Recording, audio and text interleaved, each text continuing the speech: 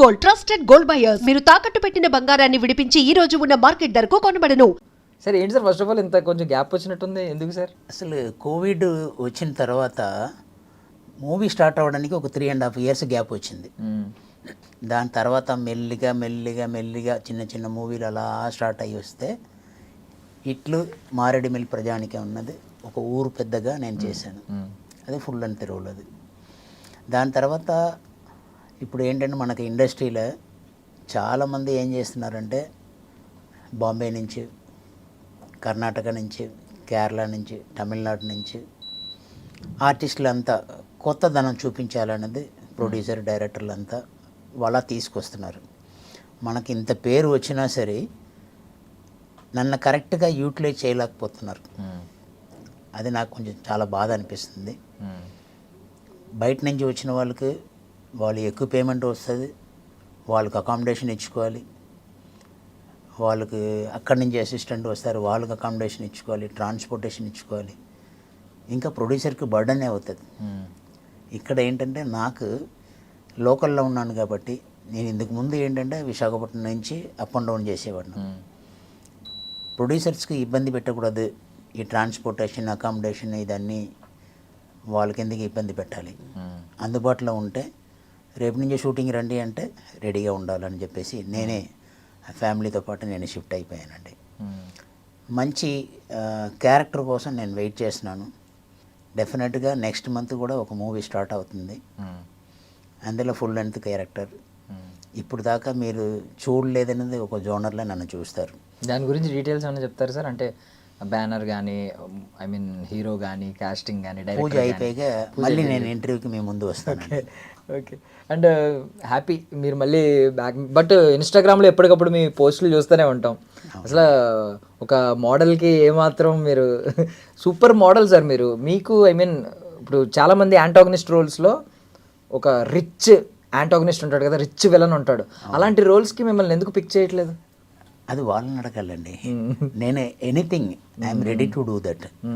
నన్ను కరెక్ట్గా అదే చెప్తున్నాను, నన్ను కరెక్ట్గా యూటిలైజ్ చేసుకుంటే వాట్ నాట్ మీకు ఏం కావాలన్నది నేను ఫుల్ఫిల్ చేస్తాను.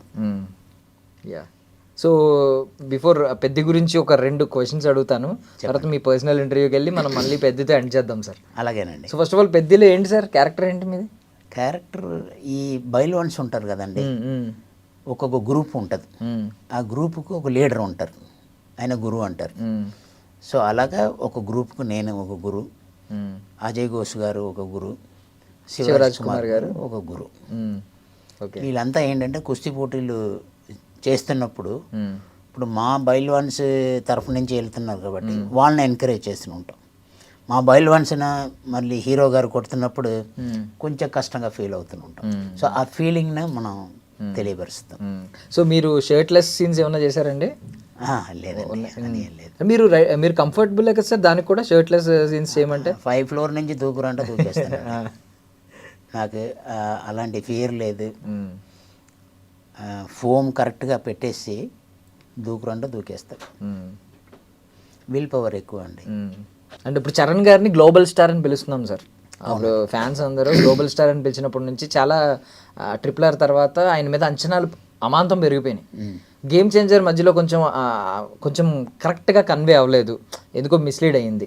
బట్ ఇప్పుడు ఇది గేమ్ చేంజ్ చేస్తుందని మీరు అనుకుంటున్నారు? పెద్ది అని ఒక పేరు పెట్టారు, ఏదో పెద్ద సక్సెస్ వస్తుంది, ఒక పెద్ద మార్పు తీసుకొస్తుందని ఆడియన్స్ అందరూ ఎక్స్పెక్ట్ చేస్తున్నారు. మీరేం చెప్తారు పెద్ద సినిమా గురించి? ఫస్ట్ ఆఫ్ ఆల్ నేను థ్యాంక్స్ చెప్తున్నానండి డైరెక్టర్ గారికి.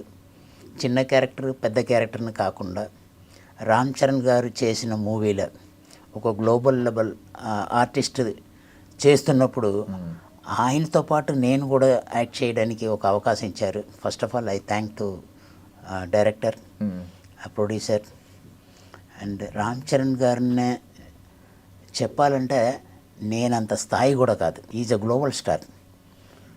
ఆయన ఒక్కొక్క ఫైట్ సీన్ నేను దగ్గరుండి చూశాను కాబట్టి మామూలస్ అండి, ఎక్స్ట్రాడినరీగా ఆ పెర్ఫార్మెన్స్ చేసినప్పుడు మాకే అలాగ గూస్ బాంబ్స్ వచ్చేసాయి. లిటరల్లీ నేక్డ్ ఐలో చూస్తున్నప్పుడు అది మామూలుగా లేదండి. ఈ మూవీ ఒక రేంజ్లో వెళ్ళిపోతుంది, మామూలుగా ఉండదండి.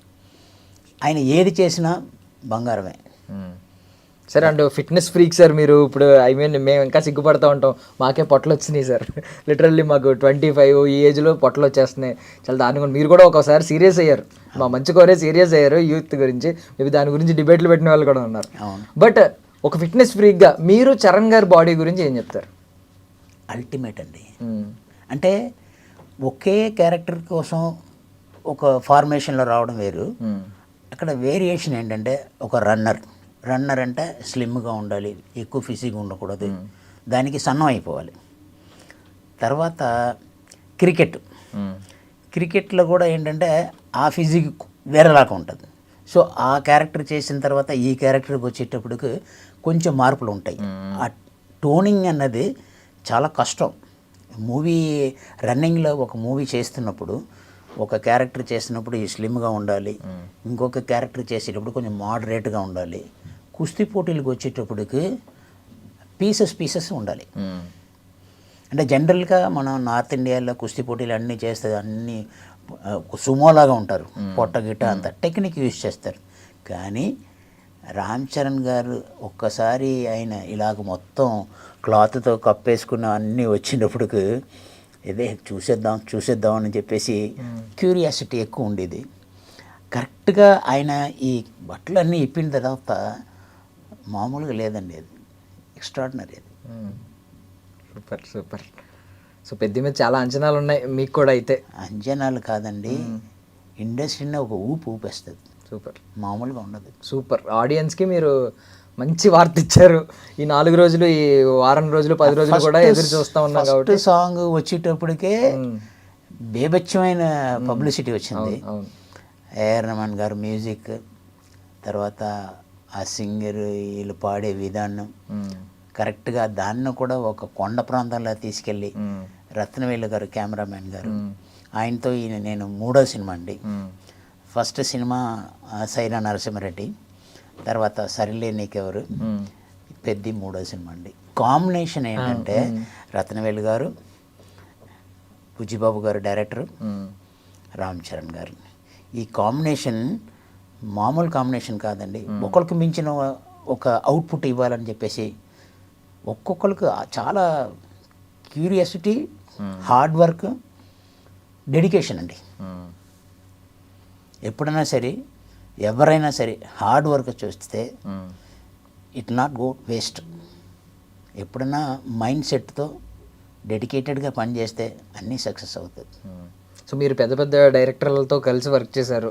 ఇప్పుడు బుచ్చిబాబు గారు అనే వ్యక్తి సెకండ్ సినిమాకి 350 కోట్లు బడ్జెట్ పెడుతున్నారంటే ఆయనలో ఏదో ఒక మ్యాజిక్ ఉండాలి. ఏంటి సార్ అది, ఏం చెప్తారు? ఇదంతా